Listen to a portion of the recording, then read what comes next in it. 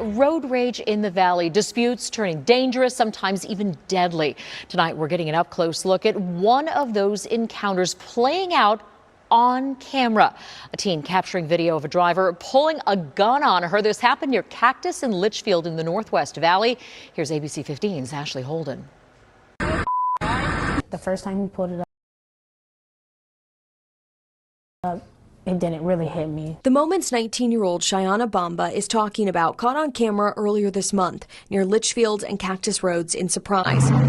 After dropping off her siblings at school, she says she tried to change lanes. Court documents say Bamba cut off a truck. She says that's not what happened. I didn't make it, I didn't even attempt to switch lanes yet. And then that's when I saw his car speed up.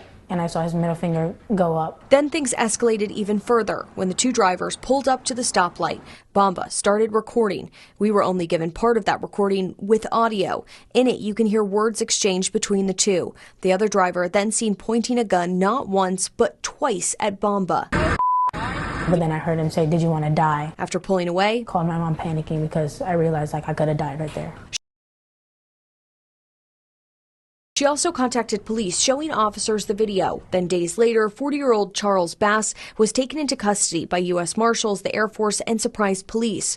Court documents say he's a first sergeant with the Air Force. There's nothing I could say out my mouth that could threaten you that bad to have your finger on the trigger. Yeah.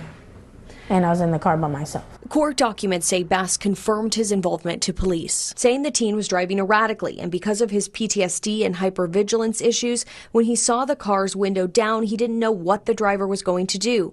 But when asked why he pointed the gun at Bamba twice after realizing it was a young woman, he said he did not know why. I did try to speak to Bass over the phone Wednesday, but he only told me to contact his attorney. I did reach out, but have not heard back. What would you tell other drivers out there that see this story?